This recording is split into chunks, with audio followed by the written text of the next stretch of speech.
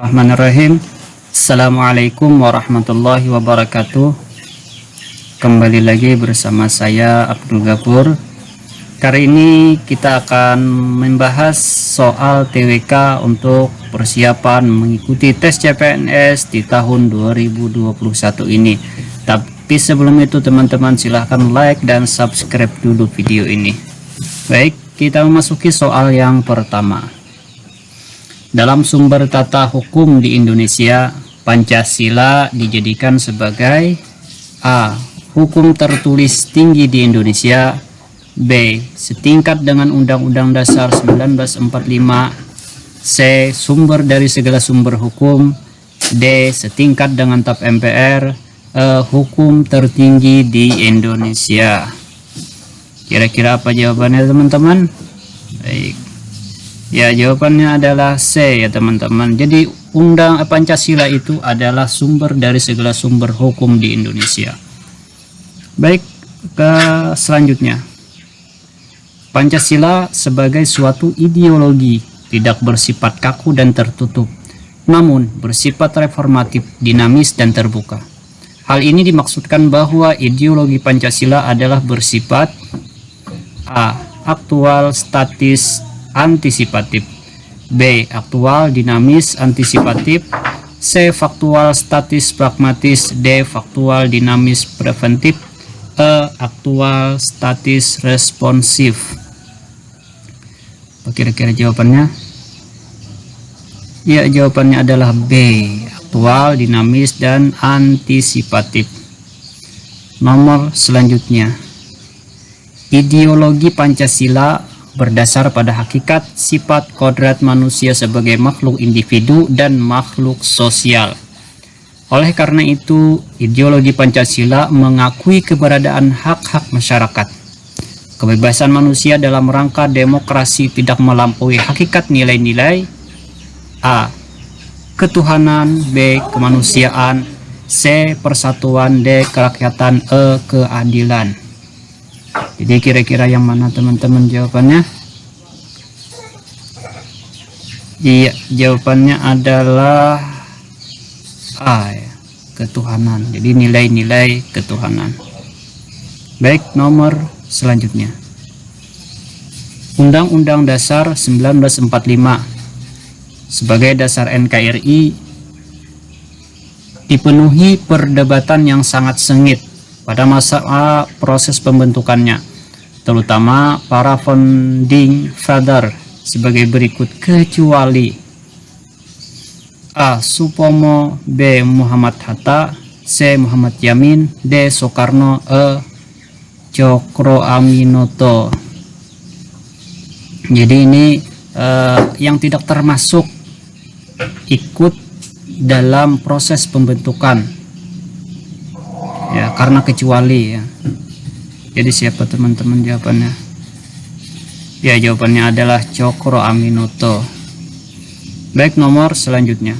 Konstitusi Indonesia yang dikenal sebagai Undang-Undang Dasar 1945 dalam konteks klasifikasi konstitusi adalah konstitusi yang A. Tertulis, fleksibel, solid, B. Tidak tertulis, fleksibel, rigid, C. Tertulis, fleksibel, rigid, D. Tidak tertulis, toleran, rigid, E. Tertulis, toleran, solid.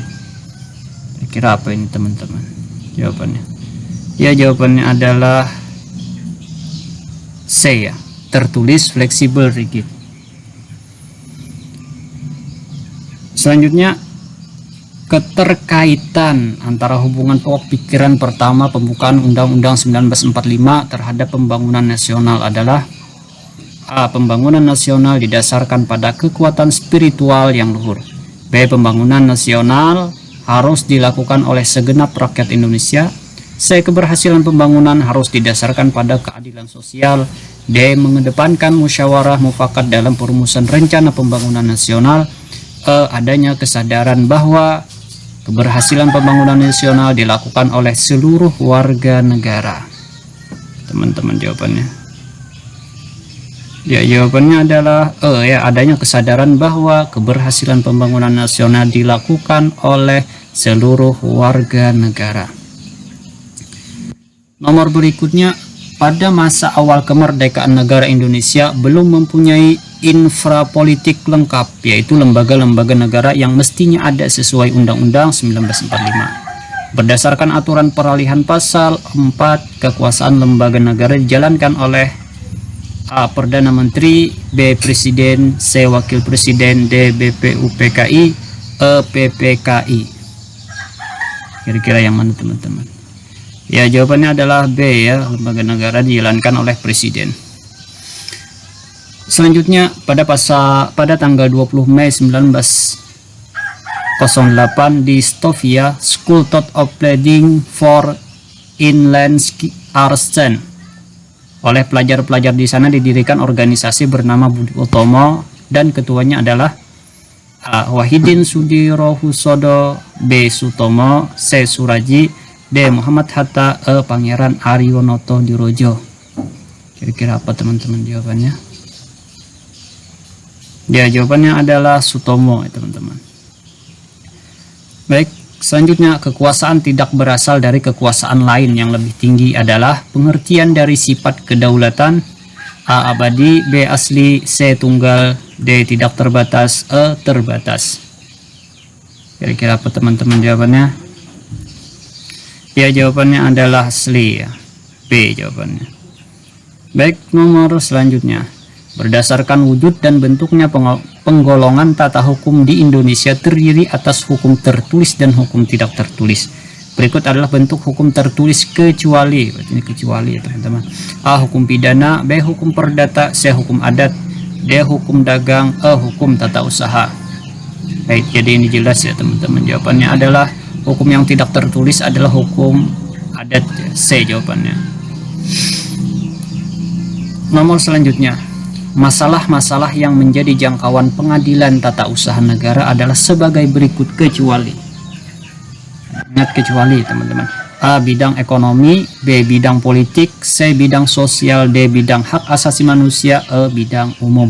Yang bukan jangkauan pengadilan tata usaha negara.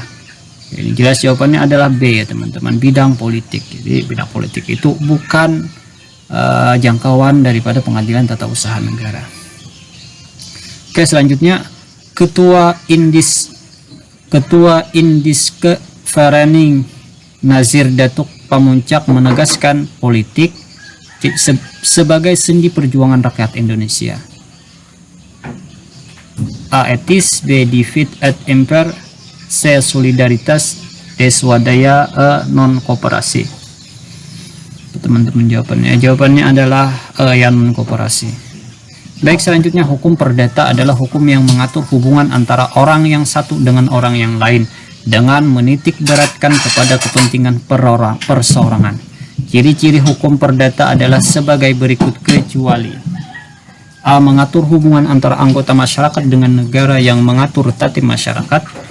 B. Mengatur hubungan antara orang yang satu dengan orang yang lain. C. Mengatur hukum keluarga, hukum harta kekayaan, dan hukum waris. D. Korban berlaku sebagai penggugat. E. Tersangka berlaku sebagai tergugat.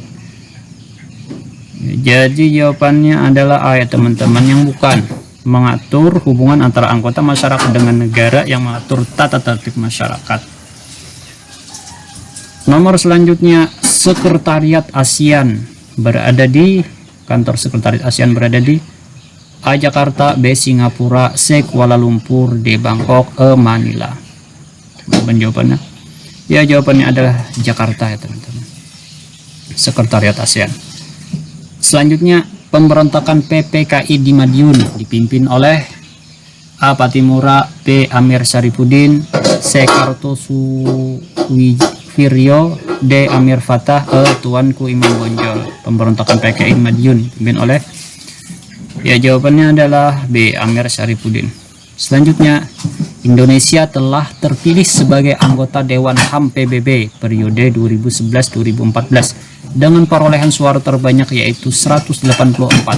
Pada resume session sidang umum Majelis Umum PBB ke-65 di A. Jakarta, B. London, C. New York, D. Den Haag, E. Tokyo.